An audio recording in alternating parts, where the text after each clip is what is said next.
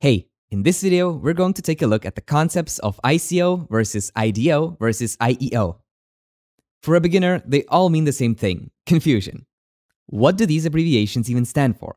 In my previous videos, I've covered various DeFi elements such as blockchains, dApps, and cryptocurrency exchanges. Today, I shall concentrate on how many of these companies and projects got their start. In many cases, it was thanks to an ICO, IEO, or IDO. As you'll see, these processes provide different benefits, just as they have their own unique drawbacks too. They're a cause for debate, since there's no right answer about which one is the best way of conducting the initial stages of raising capital and starting a DeFi project. Welcome to Crypto Finally Explained, the most crypto-friendly educational YouTube channel for actually learning crypto. Here, I finally explain crypto topics using simple animations, visual doodles, and real-life examples, so no matter if you're 5 or 75, you'll be able to understand it. In this video, we're going to define and discuss ICO versus IDO versus IEO. Specifically, we'll talk about what every one of these terms mean, what's their purpose, when and why were they created, and what's their role in the overall bigger picture of the DeFi world. Let's jump straight into it. Let's begin by answering what is ICO. ICO abbreviates as an Initial Coin Offering. In order to understand its role, consider this example. It will give you more than a dry theoretical definition of this term. It's 2014, and this is Mark. He's only 19 years old, but he's a brilliant, promising guy who has revolutionary ideas brewing up in his mind. He's been eyeing the crypto world closely. He sees the potential that Bitcoin has and how important the blockchain impact on the world might be. Mark understands that Bitcoin offers a radical new approach towards money and how the international monetary system should look like. It's a game-changing innovation that introduces decentralized payments and aims to give people back their power over their money and information. Mark is a smart fellow. He realizes that Bitcoin's core decentralized architecture, the blockchain technology, could become a very powerful tool that could be put to use to make the whole world a better place. From financial apps to gaming or data storing, it could be used to transform the world as we know it. Okay, so Mark comes up with an idea. Now, in order to make it happen, he needs a strong team and money. Lots of money. Where does he get it from? Fundraising. But it's crypto we're talking about here. So, Mark goes on and organizes an ICO, an Initial Coin Offering, with hopes that it will attract investors. Everything goes according to plan, and Mark ends up with a newly raised cool $18 million. In case this sounds very familiar, this story did indeed happen, and everything here is true.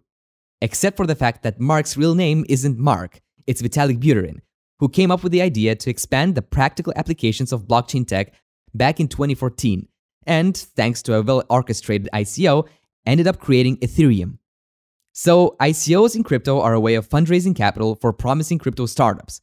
But how do they look in real life? Organizing an ICO usually consists of the following stages. First of all, a company prepares a white paper. It's an official document that states their vision, their mission, the technical part of the project, and the reasoning why it's going to be something that's better not to miss out on. Once the white paper is complete, the team begins looking for potential investors. They send them their white paper, pitch their idea, and try to convince them to support the project. Then, after they find eager investors, the actual coin offering part takes place. The startup issues their own tokens and sells them to their investors. What makes the ICO crypto concept attractive is the fact that, in case the company was to truly achieve their goal, their own native token would increase in value, thus allowing investors to profit from the coins they obtained during the ICO. Here are some other notable ICOs that contributed to the popularity of this way of fundraising. In 2017, the Binance coin raised $15 million. The same year, Chainlink, a decentralized Oracle network, raised $32 million through an ICO. As you can see, the numbers here are far from pocket money.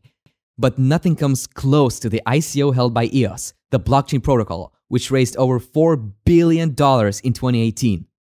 Obviously, such success stories inspired others. 2017 became known as the year of the ICO boom.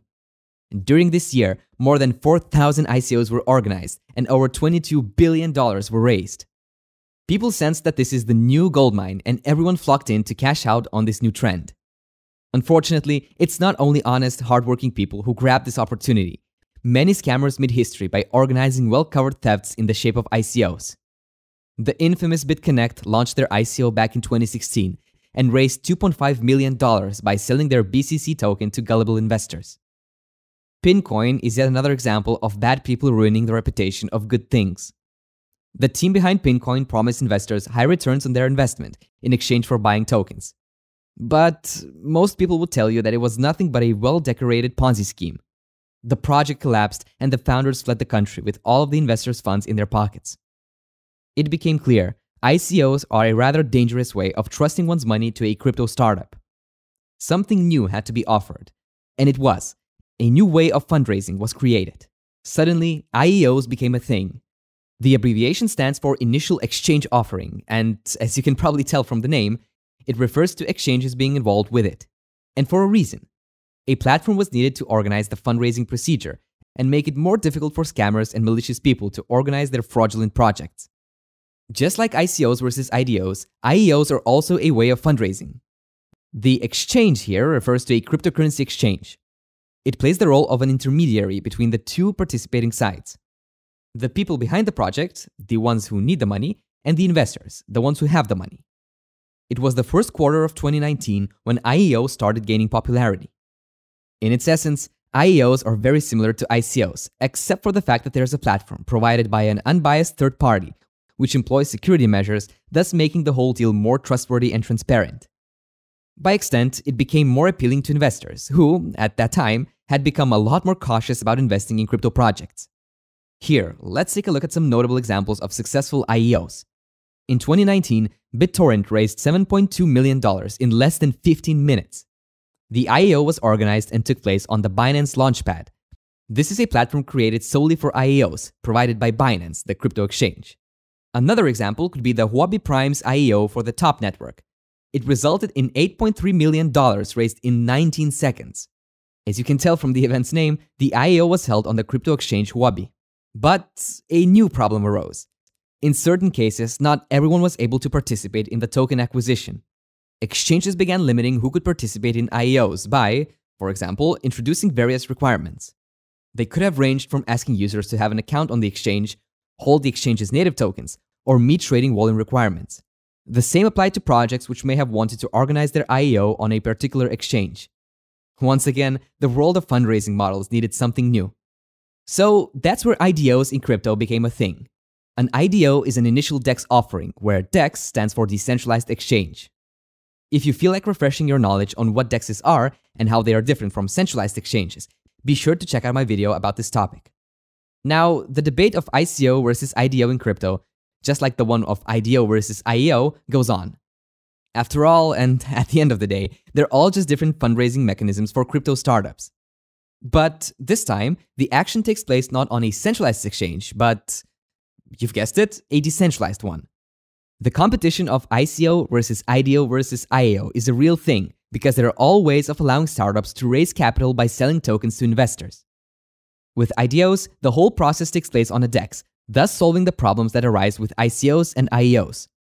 Namely, a lack of transparency, safety, or participation requirements.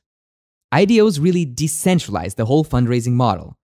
A crypto wallet and an internet connection were the main conditions to contribute to the fundraising campaign. Suddenly, projects were able to market their products to the whole community instead of selected accredited investors. You can look at this as a GoFundMe version of DeFi, since, at its very essence, IDOs work in a very similar way.